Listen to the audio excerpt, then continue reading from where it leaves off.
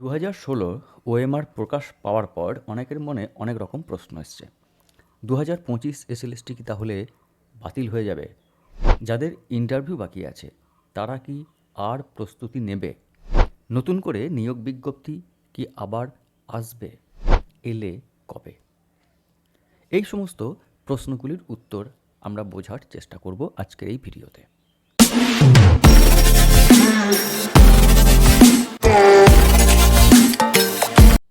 2016 OMR প্রকাশ পেয়েছে। সকলেই নিজের নিজের ওএমআর দেখতে পাচ্ছেন। আপনারা ইতিমধ্যেই নিজেদের ওএমআর ডাউনলোড করে নিয়েছেন। তবে এটা আরও ভালো হতো যদি সকলেরটা দেখতে পেত।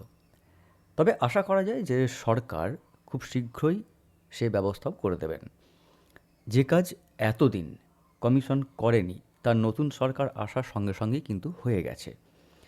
ফলে আমরা সম্পূর্ণভাবে আশা রাখছি যে আগামী দিনের খুব অল্প দিনের মধ্যেই সমস্ত ওএমআর পাবলিকলি এখানে পাবলিশ করা হবে। সেই সঙ্গে নিয়োগ সংক্রান্ত সমস্ত কাজ দক্ষতা এবং স্বচ্ছতার সঙ্গে সম্পন্ন হবে। এখন প্রশ্ন, 2025-এর যে এসএলএসটি হয়েছিল তা বাতিল হয়ে যাবে কি না? নতুন করে এসএলএসটি পরীক্ষা হবে নাকি এই ওএমআরের ভিত্তিতে 2016-র যারা প্রার্থী ছিলেন বা যারা চাকরি পেয়েছিলেন তাদের পুনর্বহাল করা হবে? তাছাড়া আপনারা জানেন যে আজ মুখ্যমন্ত্রীর বিশেষ বৈঠক আছে। নতুন সরকার গঠিত হওয়ার পর আজকে এই বৈঠক হতে চলেছে প্রথম। তো এই বৈঠকে বেশ কিছু সিদ্ধান্ত হতে চলেছে। যেমন প্রশাসনিক বৈঠক রয়েছে, তেমনি মুখ্যমন্ত্রী সমস্ত বিধায়কদের সঙ্গে বৈঠক করবেন। সেখানে কি নতুন এসএলএসটির নিয়োগ নিয়ে কোনো সিদ্ধান্ত হতে পারে? প্রথমেই বলি, আপনারা দেখেছেন যে ওএমআর সিট পাবলিশ হয়েছে সেগুলি কিন্তু সিবিআই থেকে প্রাপ্ত। ঠিক আছে, কমিশনের কাছে কিন্তু কোনো মিরর ইমেজ নেই। ফলে এখানে যে এই ওএমআরের এগেনস্টে গিয়ে কোনো চ্যালেঞ্জ করার মতো জায়গা থাকছে না।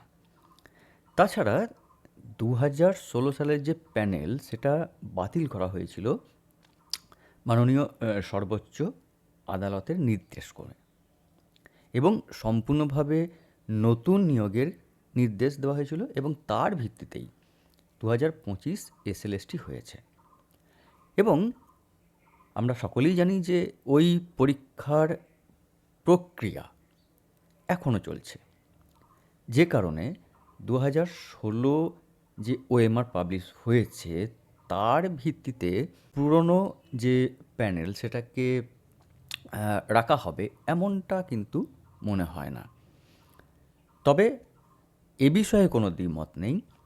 যারা যোগ্য প্রার্থী ছিলেন তারা তাদের মর্যাদা ফিরে পান, তারা তাদের জায়গা ফিরে পান, এটা আমরা সকলেই চাই। কিন্তু ফ্রেশারদের ক্ষেত্রে কি হবে? 2025-এর যে নিয়োগ প্রক্রিয়া সেটা সম্পর্কে বলা যায় যে সেটা যেমন চলছিল তেমনই কিন্তু চলবে। ঠিক আছে, ইতিমধ্যেই লিখিত পরীক্ষা থেকে ভেরিফিকেশন, ইন্টারভিউ এবং কাউন্সিলিং পর্যন্ত অনেকাংশে হয়ে গেছে। যেটুকু বাকি আছে তাও নির্দিষ্ট সময়ের মধ্যেই সম্পন্ন হবে। অতএব যারা ইন্টারভিউয়ের প্রস্তুতি নিচ্ছিলেন তারা তাদের প্রস্তুতি চালিয়ে যান। মনের মধ্যে কোনো দ্বিধা বা সংশয় না রাখাই কিন্তু ভালো। এতে আপনার প্রিপারেশন নেওয়ার ক্ষেত্রে ক্ষতি হতে পারে। তাহলে নতুন নিয়োগের বিজ্ঞপ্তি কি আসবে? আজকের বৈঠকে কি তেমন কিছু সিদ্ধান্ত হতে পারে? ফ্রেশারদের জন্য কি ভাবা হতে পারে? দেখুন, নতুন সরকারের কাছে আমাদের প্রত্যাশা অনেক। নিয়োগের নামে এর আগে পর্যন্ত কি দুর্নীতি হয়েছে তা আমরা সকলেই জানি। বিগত 15 বছর ধরে বহু শিক্ষিত ছেলে মেয়ে তারা পরীক্ষায় বসার সুযোগটুকুও পায়নি। যারা সুযোগ পেয়েছিলেন তাদের অনেকেই আবার দুর্নীতির শিকার হয়েছেন, তারা বঞ্চিত হয়েছেন। আমরা আশা করব এই সমস্ত ফ্রেশার, বেকার যুবক যুবতী যারা রয়েছেন তাদের জন্য নতুন নিয়োগের বিজ্ঞপ্তি খুব শীঘ্র আসুক। হয়তো আজকের বৈঠকেই এই সিদ্ধান্ত না নেওয়াও হতে পারে, সেটা আমরা সন্ধ্যের মধ্যেই জেনে যাব। তবে যদি না নেওয়াও হয় তাহলে কিন্তু দেরিও খুব হবে না, এটুকু বলা যেতে পারে। আগামী 2-3 মাসের মধ্যেই কিন্তু আমরা নতুন বিজ্ঞপ্তি পেতে পারি। এর সঙ্গে আরও একটা প্রশ্ন আছে যে নতুন নিয়োগের ক্ষেত্রে পরীক্ষা পদ্ধতি কেমন হবে। কিন্তু তার আগে বলবো যে যারা শেষ পরীক্ষায় অর্থাৎ 2025 এসএলএসটিতে যে কোনো কারণেই হোক অসফল থেকে গেছো, তারা নতুন উদ্যমে পড়া শুরু করো, এখন থেকেই শুরু করো। কারণ সফলতা একদিনে আসে না। ঝাঁপিয়ে পড়ো এবং নিজের সাফল্য ছিনিয়ে নাও। শেষ যে প্রশ্নটা থাকছে যে পরীক্ষা পদ্ধতিতে কোনো বদল আসবে কি না। হতে পারে, এখন থেকেই সেটা বলা মুশকিল যে নতুন নিয়োগ পদ্ধতি কি হবে, পরীক্ষা পদ্ধতি বদলাবে কি না, সিলেবাস একই থাকবে কি না, প্যাটার্ন কী হবে, ইন্টারভিউ থাকবে কি না, অ্যাকাডেমিক স্কোর থাকবে কি না, সমস্তটা শুধু সময়ের অপেক্ষা।